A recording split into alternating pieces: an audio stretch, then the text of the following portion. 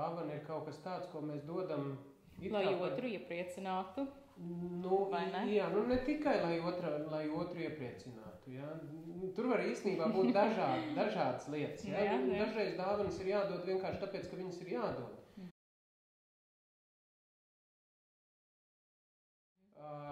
Un antropologi arī saka, ka tā brīvo dāvana vispār nav, jo mēs vienmēr esam spiesti dot tās dāvanas. Lai gan dāvana pēc definīcijas ir kaut kas tāds, ko cilvēki dod viens otram bez maksas, no brīvas sirds, negaidot nekādu atlīdzību, tā ir dāvanas definīcija. Jā. Bet lielākā daļa antropologu, kas ir mēģinājuši ar šo nodarboties, tad, kad sāk atšķetināt tās dāvanas īpatnības, secina to, ka neviens no šiem apgalvojumiem nav patiess. Mēs nedodam dāvanas no brīvas sirds, bet tāpēc, ka mums tās ir jādod. Parasti tās no mums tiek sagaidītas. Varbūt kaut kāda spontāna gadījuma, kad mēs iedodam tāpat, ja? Bet arī tas otrs nosacījums, ka tas tiek dots negaidot neko atpakaļ, galīgi nav patiesība. Jo dāvanu būtība ir tieši tā, ka tiek sagaidīts kaut kas atpakaļ.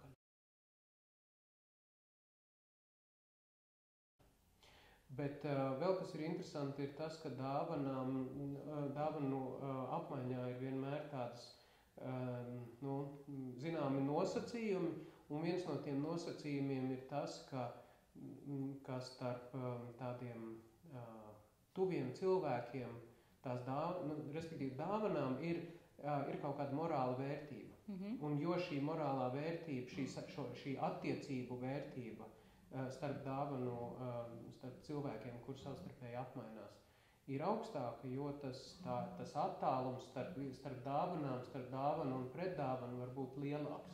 Ja tas ir izstiepts bezgalīgi, tad tās ir ļoti tādas nozīmīgas attiecības. It kā izskatās, ka Ziemassvētkos šis noteikums par to, ka tas attālums starp dāvanu un pretdāvanu tam būtu jābūt lielam, nestrādā.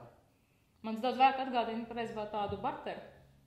Kaut kādā ziņā tādu balansētu. Bet tā jau nav. Jā. Ar barteru ir tā, ka barteris notiek situācijā, kur mēs vienojamies par to dāvanu, par to lietu savstarpēju apmainīšanu, ka mēs zinām, ka tās ir viena pret otru, bet Ziemassvētkos jau īsti tā nenotiek.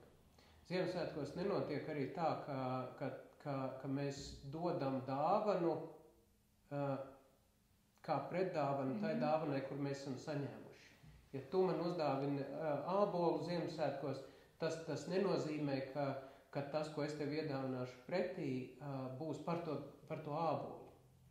Tā pretdāvana visticamāk, ka nāks pēc gada. Tā varētu būt, ja, ka es paturu prātā, un tad nākošajos Ziemassvētkos es tev arī uzdāvinu ābolu. Ja? Ābolu vai tomēr kaut ko mazliet lielāku? Jo tas bieži vien tas ir arī par to, ka es gribu pārspēt. Tu biji pret mani tik labs, un es būšu pret tevi mazliet labāks, jo es taču arī tev ļoti mīlu, vai ne? Jā.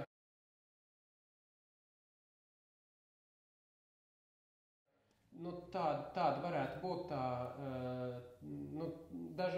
diezgan daudzās dāvana apmaiņās ir tā, ka tā dāvana ir jābūt līdzīgai vai lielākai. Vai lielākai, jā. Bet mēs tā īsti nekad nezināsim, labai dāvanai mēs nekad nezinām īsti tās vērtību. Tā kā es nezinu, kas tas ābols tāds tev bija. Vai tu to biji nopirkusi veikalā, vai tu... Par pēdējo naudu, jā, vai varbūt to tu biji pati audzējusi un turējusi speciāli sagādājusi, vai vedusi kaut kur vai dabūjusi vēl citā apmaiņas, ļoti vērtīgu apmaiņu kaut kādā ķēdītē. Ja?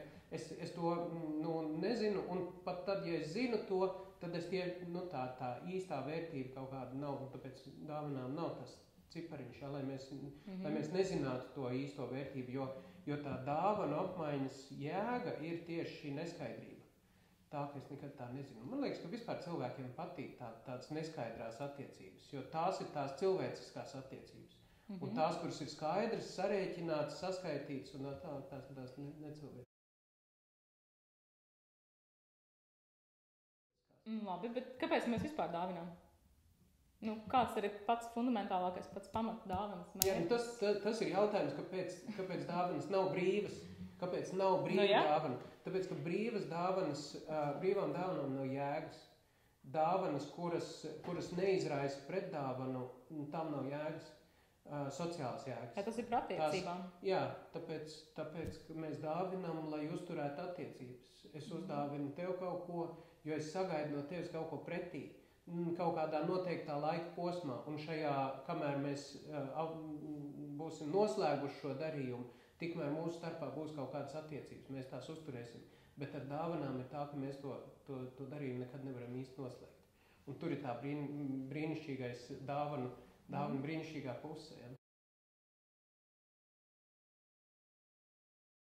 Bet vēl mazliet pieskarties tām brīvajām dāvanām. Tāpēc, piemēram, vecāki dāvinot kaut ko saviem bērniem, varbūt pat nemateriāli. Viņi tiešām neko, mums liekas, ka viņi neko negaida mums atpakaļ. Ka šīs ir attiecības, kur mana māte no manis neko negaidīt atpakaļ. Antropologi ir skeptiski arī par to. Tur var dažādi skatīties, kam kas tiek dots atpakaļ. Ja? Varbūt, ka tā ir tāda, un tā arī bieži vien tas tiek interpretēts šāda tipa dāvanās, ka tas īstenībā nav dāvana, ko mēs dodam tam bērnam, par kaut ko tas bērns mums varētu iedot, bet tā ir īstenībā mūsu tāda stafetes nodošana no vecākiem, jo to, ko mums ir vecāki iedevuši, to mēs saviem vecākiem atdot vairs nevaram, piemēram, dzīvību. Ja, un tad mēs esam to dzīvību nodevuši tālāk saviem bērniem, un arī to labo, ko mēs esam saņēmuši no saviem vecākiem, varbūt arī slikto, ja? Bet principā labo mēs nododam tālāk. Tad es atdod atpakaļ nevis viņiem, bet atdod nākamajiem. Jā, tāda ir arī tādas tās dāvana apmaiņu attiecības, tā saucamā vispārējā dāvana apmaiņa, ja, kurā A dod B, B dod C, C dod D un tā tālāk. Varbūt, ka tas beigās nonāk atpakaļ pie A. Es zinu, ka šis ir mazliet novirzoties no tēmas, bet vienkārši pie dāvanām grūti neminēt. Parasti, kā antropologi, protams, saka, ka arī tā nav brīvā dāvana, proti tajā brīdī, kad es vēl dzīvē esot ziedojis, savu ķermeni vai nu medicīnai pēc savas nāves, vai es novēlu savus orgānus pēc nāves transplantācijai, ka pareizi arī tā nav brīvā dāvana, tāpēc, ka es arī tomēr kaut ko saņemu atpakaļ, vai nu es saņemu, sirdsmieru, vai varbūt, cieņu un godu, vai es saņemu atsevišķās valstīs, tas būtu apmaksāts apglabāšanas pakalpojums, un attiecīgi maniem vecākiem finansiālai kaut kādi izdevumi, ka pat šī dāvana arī nav it kā brīva, jo aiziet šī reciprocitāte uz priekšu, ka es kaut ko nodod tālāk.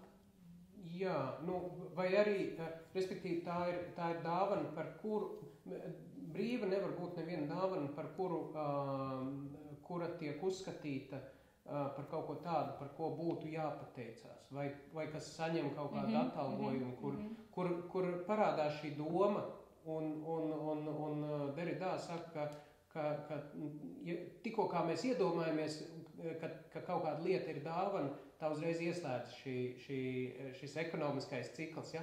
Bet vēl ir arī otra problēma, ka cilvēkiem ir ļoti liela vēlme atdot atpakaļ dot to pretdāvanu. Un tad, ja šī iespēja dot pretdāvanu tiek kaut kādā veidā apturēta, tad mēs jūtamies bieži vien slikti. Mēs jūtamies parādā. Mums kāds kaut ko ir labi uzdarījis, uzdāvinājis Ziemassvētkos kaut ko, un pēc tam, un iznāk tā, ka mēs šiem nākošiem Ziemassvētkiem nevaram uzdāvināt, viņam pretī mēs jūtamies kaut kas nav pareizi.